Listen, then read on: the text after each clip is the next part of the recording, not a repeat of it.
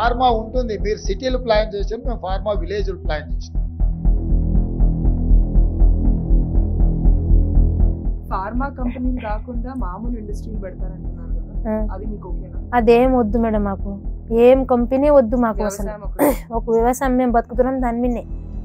రావద్దు, మీకు అంతా మా భూముల మీద ఎందుకు ఆశపడ్డది?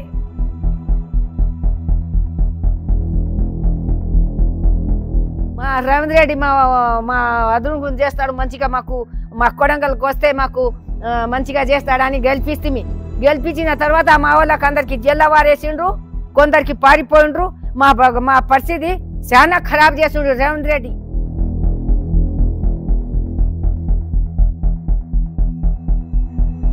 Soon after coming to power, the Telangana Congress scrapped the Pharma City project introduced by the Bharat Rashtra Samiti-led state government. However, they were still keen on promoting pharma and life sciences in the state of Telangana. 2000 నుంచి 3000 ఎకరాలలో ఒక 15 clusters మనకు హైదరాబాద్కి 14 రోడ్లు ఉన్నాయి. National highways అనుకోండి, state highways అనుకోండి. అంటే హైదరాబాద్ బెంగళూరు కావచ్చు, హైదరాబాద్ విజయవాడ కావచ్చు, హైదరాబాద్ నాగార్జున సాగర్ కావచ్చు, హైదరాబాద్ ముంబై కావచ్చు, నాగ్పూర్ కావచ్చు, గుల్బర్గా కావచ్చు. ఇట్లా ఈ రోడ్లల్లో ఎయిర్పోర్ట్ నుంచి 1 అవర్ లోపల రీచ్ అయ్యే ఏరియాల ఫార్మా విలేజ్లు 2000 ఎకర్స్ నుంచి 3000 ఎకర్స్ ఏరియాస్ని అన్నిటిని కూడా డివైడ్ చేసి ఒక 10-15 ఫార్మా విలేజ్లు డిజైన్ చేసి ఒక 10 కంపెనీలను 15 కంపెనీలను ఒక్కొక్క ఏరియాలో పెడితే.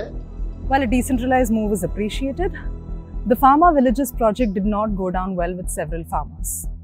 At the forefront of the protest against this project were residents of Lagacharla, a small village in Kodangal constituency which comes under the Vikarabad district, a constituency represented by Telangana Chief Minister Revanth Reddy himself. ఉత్తగా industries పెట్టి వెళ్ళిపోకుండా అక్కడ ఉండే వాళ్ళు ఒక gated community లాగా అక్కడనే ఉండాలి, అక్కడనే స్కూల్స్ ఉండాలి, అక్కడనే హాస్పిటల్స్ ఉండాలి, అక్కడనే షాపింగ్ మాల్స్ ఉండాలి, అక్కడనే వాళ్ళు జాబ్ చేసుకునే ప్రాంతము ఉండాలి. అట్లా ఇవ్వాలన్నది మా ఆలోచన. Following the protest, several farmers were arrested.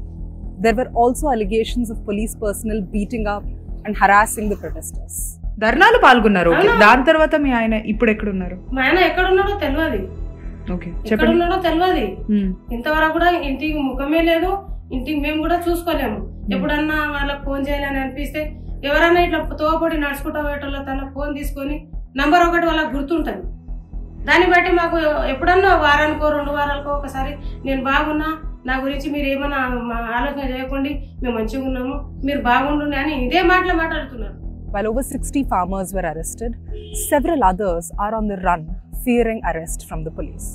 ఇప్పుడు 2 నెలల నా కొడుకు పారిపోయిండు. వన్ పేరు పెట్టిండ్రు ఆడ కోట్ల కేసు పెట్టిండ్రు. ఆడ కేసు పెట్టినందుకు పోలీసు వాళ్ళు రోజు రోజు రోజు రోజు ఇంటికి రావట్రి. ఇంటికి వస్తే ఇక బూగులకి పారిపోయారు. But what were the men arrested for? In 4 FIRs accessed by the News Minute, 1 FIR pertained to the attack and forceful confinement of Congress Mandal President A. Shekhar, and 3 other FIRs pertained to the protesters allegedly attacking the collector of Vikarabad, the additional collector, and a special officer of the Kodangal Area Development Authority. గురించి చెప్పండి, అసలు ఏం జరిగింది? Sir మాట్లాడడానికి పోయాము, వాళ్ళు కూడా మాట్లాడడానికి మమ్మల్ని పిలిచి తీసుకుని సార్. ఆ తర్వాత పోయినప్పుడు అక్కడ ఏదో some fellows were there, they started conspiring. They are all tribals. So చూసి అలాగా అవుతుంది. But they were all farmers, our farmers, our people. అలాగే దాడి వర్డ్ మీరు వాడకండి. Despite the collector's clarification, several of Lagacharla's men are still in jail. Additionally, in a complaint given to the National Human Rights Commission, the protesters have alleged that police forces beat them up, harassed them, and falsely implicated them for protesting against land acquisition. But the residents of Lagacharla are clear about one thing: no job, no company, and no matter the compensation, they are not going to give up their lands. కేసులన్నీ మాకు కేసులే తీసేయాలి. మాకు కేసులు ఒక్కటి లేకుండా కేసులు కొట్టేయాలి. మాకు మా భూముల జోలికి రావద్దు. మీకు అంతా మా భూముల మీద ఎందుకు ఆశపడ్డది? Following this, the Congress government was forced to withdraw the Pharma Villages project in Lagacharla. Does this mean the issue was resolved? Not quite.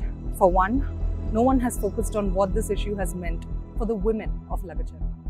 దాని తర్వాత ఏం చేస్తారండి? మేకల్ని చూసుకున్న తర్వాత మేకలు చూసుకోవాలి, చేనుకి వెళ్ళాలి, చేనుకి వెళ్ళిన తర్వాత వరి చేనుల పల్లి చేనుల వాటికి నీళ్లు చూసుకోవాలి. తర్వాత మేకలు మళ్ళీ ఏమన్నా చేనులో ఏం పని ఉంటే అది చూసుకోవాలి. ఏడ నీళ్ళు పోయేది, ఏడ ఏమయ్యేది మగపిల్లలు మొత్తం చూసుకుంటుంది.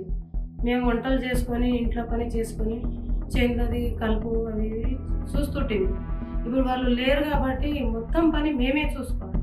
మా ఆయన ఇక అందరితో పాటు మా ఆయన కూడా పోయిండు లోలీలా.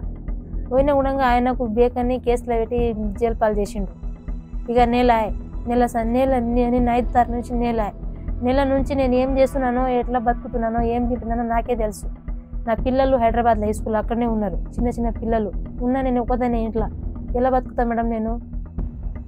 ఇక నెల నుంచి జైల్లోనే ఉన్నారు. ఇక నెల ఖర్చు మాకు ఎవరైనా ఇస్తారా మేడం? ఇప్పుడు మేము ఎంత లాస్ అవుతున్నాం.